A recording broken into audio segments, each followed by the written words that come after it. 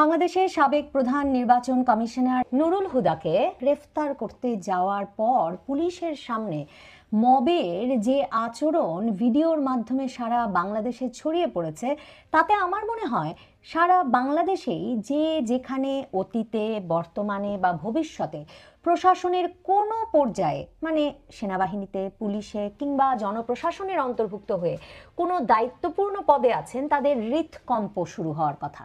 মানে কার কোন পাপ কে খুঁজে বের করবেন, সে পাপ খুঁজে বের করে তার মানে শুধুমাত্র আপনাকে চাকরিচ্যুত করা, আপনার নামে মামলা করা, আপনাকে ওএসডি টুএসডি তো কোনো বিষয়ই নয়, সেসব করে ফেলাতেই আপনার পাপ স্খলন হচ্ছে না।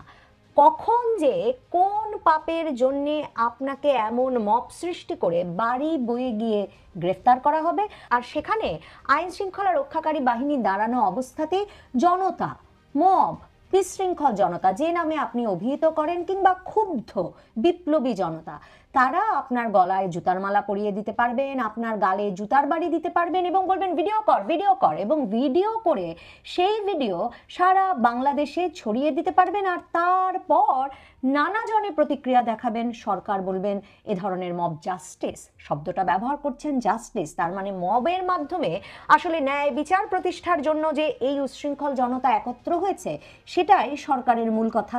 কাজেই সরকার বলবে মব জাস্টিস মেনে নেওয়া যায় না, পুলিশ বলবে এ ধরনের ঘটনা মেনে নেওয়া যায় না, সেনাবাহিনী বলবে এ ধরনের ঘটনা মেনে নেওয়া যায় না, কিন্তু 10 মাসে একজনকেও আপনি খুঁজে পাবেন না যার বিচার হয়েছে বাংলাদেশের কোথাও মব বা বিশৃঙ্খলা সৃষ্টির জন্য কিংবা মব জাস্টিসের দায়িত্ব হাতে তুলে নেওয়ার জন্য। আমার তো মনে হয় সবচেয়ে বেশি হৃৎকম্প সৃষ্টি হওয়া উচিত বোকার স্বর্গে বাস করা সেনাপ্রধান ওয়াকারুজ্জামানের, যিনি গত 5ই আগস্ট বাংলাদেশের জনগণকে ধাপ্পা দিয়েছিলেন যে তিনি নাকি বাংলাদেশের জনগণের জানমালের দায়িত্ব নিয়েছেন।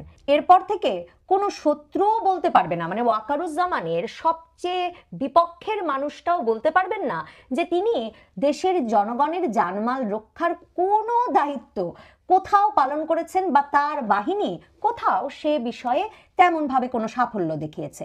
গত 22শে মে আপনাদের মনে থাকবে সেনাপ্রধানের সর্বশেষ হম্বিতম্বি আমরা দেখলাম তো না, মানে আমাদেরকে জানান দিয়ে দেওয়া হলো এক তার সেনা কর্মকর্তাদের সঙ্গে এক দরবারের পর, যে সেখানে নাকি সেনাপ্রধান একে তো তখনই আমরা কি সব শুনেছিলাম যে ডক্টর ইউনূসকে এই ফেলে দেন তো ওই ফেলে দেন অবস্থা, এমন চেতে গেছেন তিনি অন্তর্বর্তীকালীন সরকারের ওপর।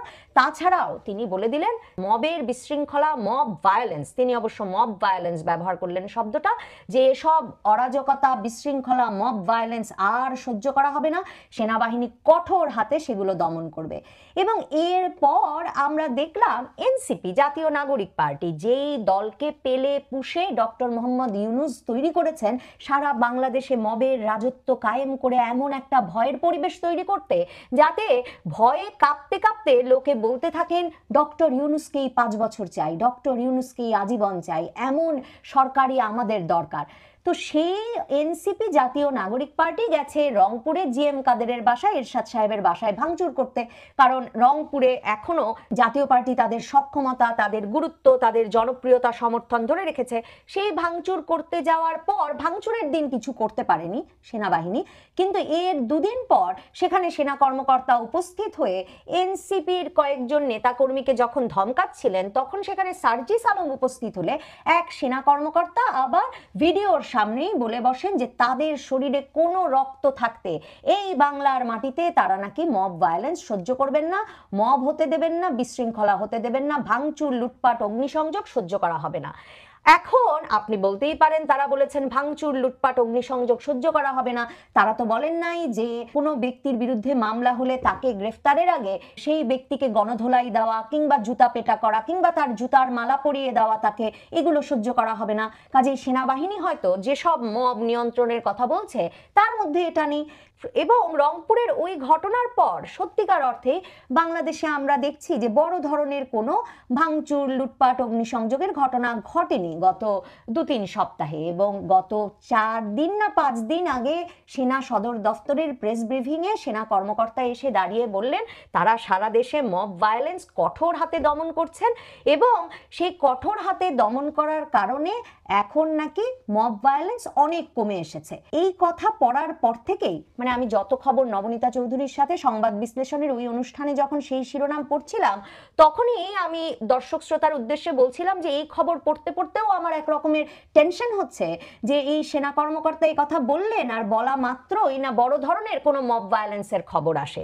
দেখুন, ডক্টর মোহাম্মদ ইউনূস, যিনি মবের রাজত্ব কায়েম করে তার শাসন ব্যবস্থাটাকে টিকিয়ে রেখেছেন 10 মাস ধরে, তিনি সেনাবাহিনীর এই তৎপরতার দিকে নজর রাখছিলেন। তিনি এটাও বুঝতে পারছিলেন যে জাতীয় নাগরিক পার্টি এনসিপি বোধহয় একটু থমকে গেছে, সেনাবাহিনী কি করতে চাইছে মব ভায়োলেন্স দমনে সেটা একটু বুঝতে চাইছে, এবং সে কারণেই সম্ভবত হাসনাত, আব্দুল্লাহ, সার্জিস আলমদেরকে আমরা গত কয়েক সপ্তাহ একটু চুপচাপ দেখেছি। এই অবস্থায় ডক্টর মোহাম্মদ ইউনূস এই যে সাবেক প্রধান নির্বাচন কমিশনারের বিরুদ্ধে এই মব কিন্তু একেবারে পরিকল্পিত উপায়ে নিজ দায়িত্বে তৈরি করলেন। কিভাবে দেখুন, লন্ডন থেকে উনি ফিরে তিনি ঐকমত্য কমিশনের সঙ্গে সভায় বললেন 2014, 2018, 2024-এর 3 নির্বাচনের প্রধান নির্বাচন কমিশনার, সকল নির্বাচন কমিশনার এবং কমিশনের সচিব সহ যেসব কর্মকর্তারা জড়িত ছিল এসব নির্বাচনে তাদেরকে চিহ্নিত করে তাদের বিরুদ্ধে তদন্ত শুরু করতে হবে। এখন প্রশ্ন আপনার কাছে আমার যে ঐকমত্য কমিশনের সভা থেকে সংবাদ মাধ্যমে এই খবর ডক্টর মোহাম্মদ ইউনূসের বরাতে বেরিয়ে আসলো কেন? মানে সরকার কারো বিরুদ্ধে ব্যবস্থা নেবে, সেটা তো আলাদা করেই হতে পারে, সংবাদ মাধ্যমে এই ঘোষণা দিতে হলো কেন? এবং ঐকমত্য কমিশনের সঙ্গে আলোচনায় ডক্টর মোহাম্মদ ইউনূসের এই প্রসঙ্গ এলো কোথা থেকে?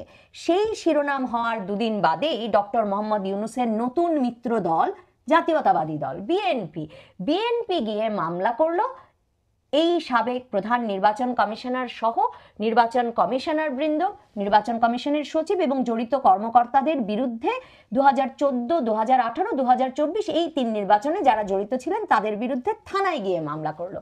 বিএনপি একদিকে থানায় গিয়ে মামলা করলো, অন্যদিকে সাবেক প্রধান নির্বাচন কমিশনার নুরুল হুদা, যিনি 2018 সালের নির্বাচনের সময় প্রধান নির্বাচন কমিশনার ছিলেন, তার তিনি উত্তরার বাড়িতেই ছিলেন, তাকে যে কোনো সময় পুলিশ গিয়ে গ্রেফতার করতে পারত নিরিবিলিতে এবং সসম্মানে, কিন্তু পুলিশ অপেক্ষা করছিল যে ডক্টর মোহাম্মদ ইউনূস বিএনপির যে মবকে উস্কে দিয়েছেন, তার নতুন মিত্র দলকে যে উস্কে দিয়েছেন, সেই বিএনপির মব কখন গিয়ে প্রধান নির্বাচন কমিশনারের বাড়ির সামনে মব তৈরি করে এমন শিক্ষা দেয় যেই শিক্ষা জাতির ভেতরে একটা হৃদকম্প তৈরি করবে, আবার জাতিকে একটা এমন ভয় দেখাবে যে সকলেই জানবেন ডক্টর ইউনূসের বিপ্লবী সরকারের পক্ষেই সারা জনগণের সকল সমর্থন আছে। এখানে নির্বাচন কোনো বিষয় নয়, সংস্কার কোনো বিষয় নয়, বিচার কোনো বিষয় নয়, বিষয় হচ্ছে প্রতিশোধ। ডক্টর ইউনূস গত আগস্ট থেকে নিশ্চিত করে এসেছেন এই প্রতিশোধ নেওয়ার পালা যাতে বাংলাদেশে শেষ না হয়, এবং সে কারণে এনসিপি যখন একটু মব থেকে দূরে যেতে বাধ্য হয়েছে সেনাবাহিনীর সরাসরি ধমক খাওয়ার মাধ্যমে, তখন ডক্টর ইউনূস বিএনপি বাংলাদেশের বর্তমান প্রেক্ষাপটের সবচেয়ে বড় রাজনৈতিক দলকে ঘোষণা দিয়ে তার পক্ষে মব পরিচালনায় নিয়ে এসেছেন। ডক্টর ইউনূসের বিরাট সাফল্য। কিন্তু বোকার স্বর্গে বাস করা জেনারেল ওয়াকারুজ্জামান কি ভাবছেন জুতার মালায় তিনি রেহাই পাবেন যখন তাকে ক্ষমতাচ্যুত করা হবে? তিনি কি ভাবছেন এই মবের রাজত্বে সত্যি তিনি বছরের পর বছর, মাসের পর মাস, 2027-এর মাঝামাঝি যখন তার অবসরে যাওয়ার কথা তখন পর্যন্ত তিনি নির্বিঘ্নে তার দায়িত্ব পালন করে যেতে পারবেন, আর এখানে ওখানে সেনা কর্মকর্তাদের সামনে মাঝে মাঝে হম্বিতম্বি করবেন? এটা সম্ভব হবে? সেনাবাহিনী বা সেনা প্রধান বুঝতে পারছেন না যে তার জন্য কি নিষ্ঠুর পরিণতি, কি অপমানজনক পরিণতি তার জন্য এবং তার বাহিনীর জন্য অপেক্ষা করছে।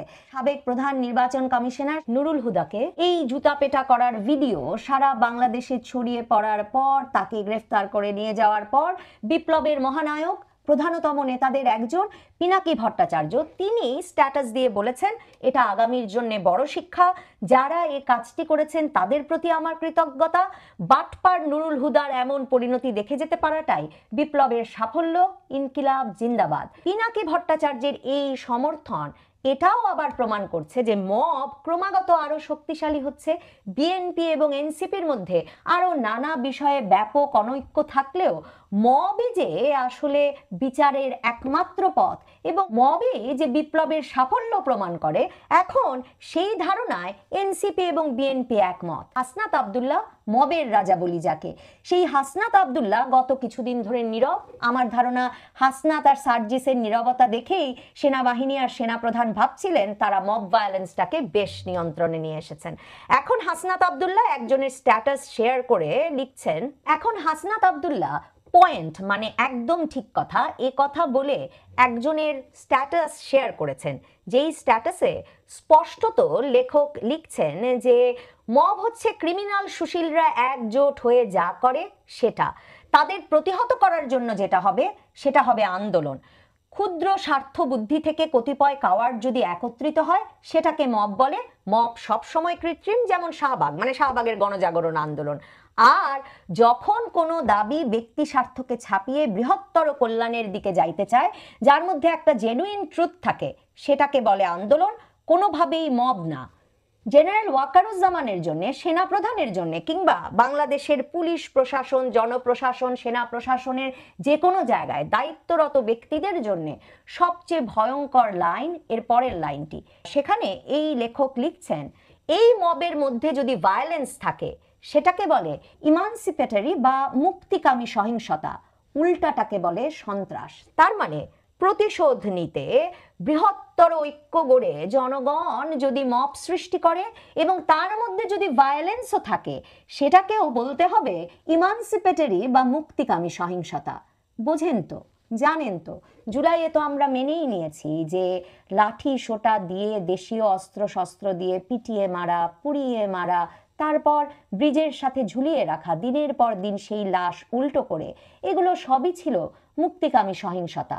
বর্তমান সরকার ইনডেমনিটি দিয়েছে ওই সব সহিংসতার বিচারের বিরুদ্ধে। আর এটাও নিশ্চয়ই জানেন, জুলাই আগস্টে অনেকগুলো মামলা হয়েছিল দেশীয় অস্ত্র শস্ত্র দিয়ে পিটিয়ে মারার, যেসব মামলায় অনেক ক্ষেত্রেই আসামি হিসেবে চিহ্নিত করা হয়েছিল কোটা সংস্কার আন্দোলনকারী বিএনপি জামাত শিবিরের কর্মীদেরকে। এরকম একটা মামলায় পরে অবশ্য সাবেক আইনমন্ত্রী আনিসুল হক আর সালমান এফ রহমানকে গ্রেফতার দেখিয়ে এজাহার বদলও করা হয়েছে। কিন্তু প্রশ্ন করুন তো, পুলিশ যদি আন্দোলনকারীদের দমনে তখন রাস্তায় থাকে, তাহলে কারা দেশীয় অস্ত্র শস্ত্র নিয়ে পিটিয়ে শত শত ব্যক্তিকে মারছিল যে এতগুলো মামলা হলো পিটিয়ে মারার? সেনাপ্রধান ওয়াকারুজ্জামান? জুতার মালায় সম্ভবত আগামীতে খুব বেশি দিন আপনারা কেউ রেহাই পাবেন না। আপনাদের জন্য আছে আরও কঠোর শাস্তি। মুক্তিকামী সহিংসতার সর্বোচ্চ পর্যায়ে আপনাদের জন্য অপেক্ষা করছে। জানেন তো, আপনার প্রতি রাগ, আপনার প্রতি ক্ষোভ এই বিপ্লবীদের অত্যন্ত বেশি এবং তারা বলছেনই অনেক মাস ধরে যে আপনি বিপ্লবের পথে সবচেয়ে বড় বাধা, ভারতের দালাল। তো তাহলে ভাবুন তো আপনার গতি কি হবে? জুতার মালায় আপনি রেহাই পাবেন না। মুক্তিকামী সহিংসতা, ইমানসিপেটরি ভায়োলেন্সের সর্বোচ্চ পর্যায়ে দেখবার জন্য প্রস্তুত আছেন তো? দর্শক, সম্পূর্ণ ভিডিওটি দেখলেন, আশা করি বিষয়টি বুঝতে পেরেছেন। এ নিয়ে আপনার গুরুত্বপূর্ণ মন্তব্যটি অবশ্যই কমেন্ট বক্সে জানিয়ে দিবেন। ধন্যবাদ।